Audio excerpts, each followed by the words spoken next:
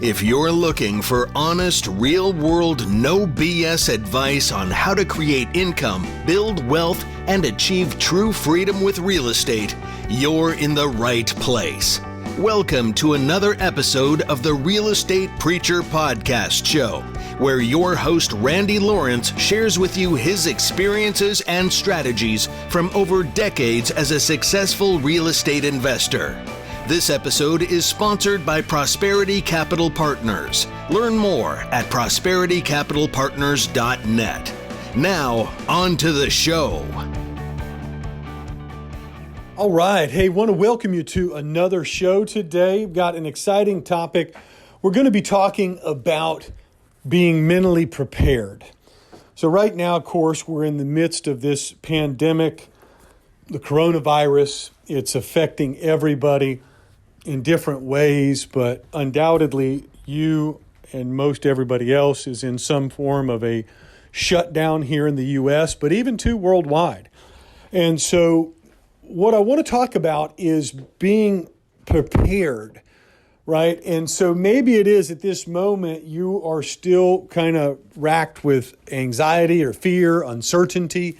You know, any number of these things are legitimate feelings that you have.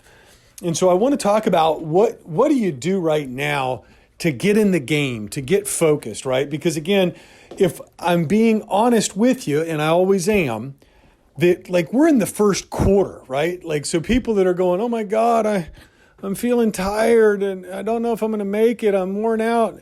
Like, look, this has just begun, right? Though maybe it is in our country over the next couple of weeks or in the next 30 days, they begin opening up and releasing, back to a productive moment.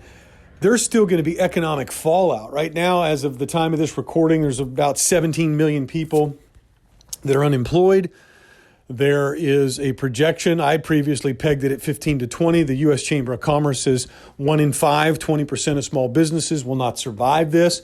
So if you take a 20% number, that's 3.5 million still remaining unemployed, assuming the other companies go back to work. But again, even going back to work is not going to happen, boom, at a flick of a switch.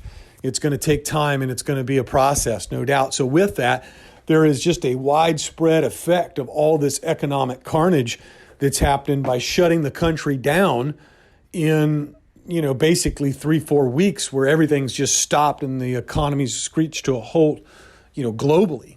So yes, thank God that there is these, various stimulus programs with unemployment and federal unemployment and, federal stimulus checks and things like that. But what you really need to focus on is getting your strength together, getting your mind right. So number one, it is you've got to begin to limit the amount of information that you're taking in that's just this overwrought negative corona crap, right? Now, again, I'm watching the daily briefings to listen to and discern from the experts what they're saying about the corona stuff, but then also getting an insight from the president or the vice president, or again, those same, experts that are part of that panel about what their intentions are for the country and what's going to envelop. I'm doing that, of course, to keep a very tight pulse daily on what's going on as it affects our business and apartments and investments and all that. But what I'm not doing is just continuing to watch that and watching CNN and Fox News, and because realistically, it's just so much that it's not productive and it begins to weigh you down and tear you down. And quite frankly, there are quite a number of people, both politicians and media types, that want to use this use this catastrophe, use this pandemic to instill fear, implement their political agenda, gain power, any number of different things that are not necessarily helpful for the overall well-being of the country or the mental well-being for you yourself. So again, that's step one, is you've got to begin to limit the amount of garbage that's being taken in. Get the right information that you need to be abreast and be aware, but then that's it. Limit it, cut it off. The second thing is that you've got to begin to now infuse your mind with new and positive things. I love a quote from my favorite book. It says, "Don't be conformed to the world, but be transformed by the renewing of your mind so that you would know what the will of God is, that which is good, acceptable, and perfect. And so what that's saying is like, and now think about this for a minute. You're being assaulted a lot from a lot of different areas. One, we're in a place where you've got all this negative information coming at you in the news media. And then you've got this whole different world that you're in right now, right? Everything's not normal. You're not going to work in the regular way. You're not going to the grocery store in the regular way. You go out to the grocery store, everybody's got masks on, and, just all these things that can reinforce a negative thought process or a uncertain thought process. So you need to counter that with beginning to focus your mind on other things. Now, again, what may that be? Could be, for me personally, I start my day off reading the Bible and really seeking to gain an insight from the Lord that is going to inspire my mind. Now, again, other people, maybe it is some type of personal development or inspirational literature or, whatever in that arena. But I would definitely say that it's something that is uplifting, something that's instructional, something that's positive, something that's helping you grow, something that's helping you think in a positive way. That's in the vein that this needs to be in, not just some romance novel or something like that. No, you need to read in this particular vein that stimulates your mind to higher thinking, higher things.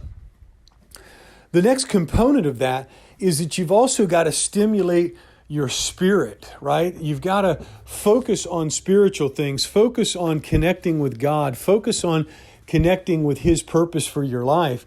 Again, myself, I spend time in the morning just, meditating and praying, thinking about the good things of the Lord. And that's also part of developing just that gratitude for the ability to wake up in the morning and that gratitude for being where I'm at. Yeah, it's a weird place where maybe you're trapped in your home on this lockdown thing, but yet you can still infuse yourself with that spiritual strength by connecting with God, connecting with that higher purpose that He has for your life.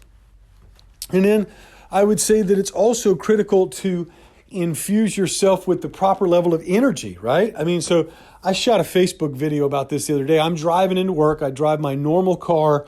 I'm not switching that up. I put on my business clothes. Now, again, our business is an essential business, so I'm able to come to the office every day and work because we've got to do stuff to keep, apartments moving forward and, real estate and housing and all that. That's essential, thank God. But so I come into the office and I'm elevating myself, man. I'm rocking out in the car, listening to high energy music, pumping myself up, jamming out, praising God, really elevating my energy level so that I'm coming into work at a higher vibration. I'm coming in with a higher focus. And so that's part of what you've got to do is to find the ability to do it. Now, you may be at home and you may be in this moment, but you need to elevate your energy level so that you can think at a higher plane, operate at a higher plane. And then, the next piece of the puzzle is that you've got to focus on the opportunities that you have right now. And you say, well, Randy, what is that? But it's like, well, look, even if you're at home, I see people just playing Parcheesi and eating Cheetos. And it's like, hey, there's time for that with the family, no doubt. But even if you're at home, and even if you can't conduct normal business, you could focus on how you could improve your systems, how you could improve your process, how you can better make a strategic plan of how your resources are being used or your team's being used, how you can better operate in your business or how you could improve your sales skills. There's any number of things that you can every single day focus on and make those improvements. And the reality is those improvements, those that are doing that, you're sowing the seeds for the harvest that's going to come.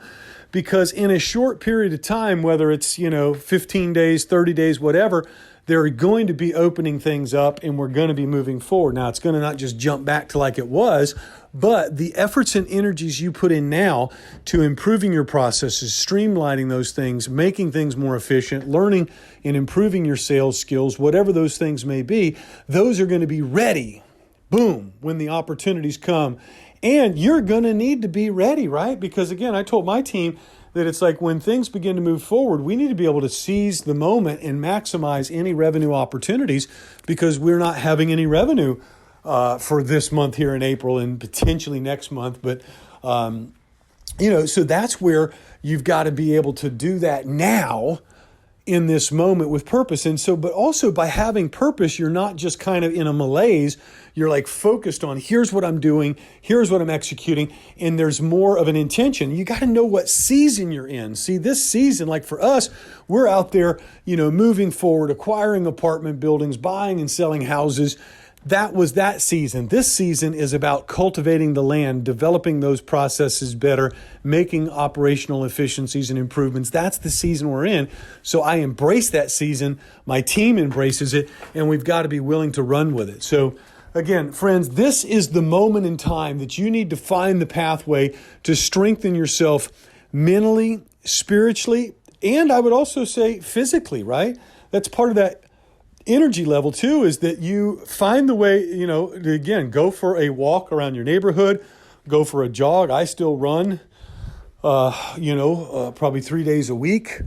I can't go to the gym at this time, but you could do push-ups and any number of things to, again, keep that physical nature going. And then the other part of it is choose your energy fuel, your food wisely, right?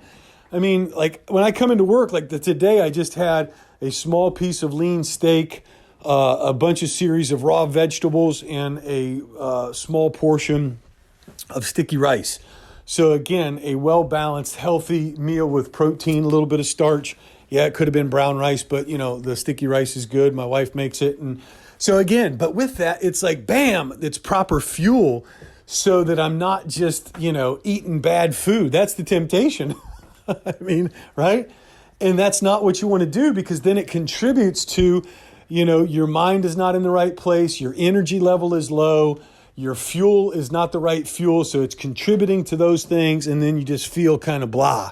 And this is the moment where you got to sharpen your skills, sharpen your game, really get ready to go forward. So I hope it is that, you use this time wisely, recognize the season we're in, strengthen yourself in mind, body, and spirit so that you're ready to move forward this thing with victory.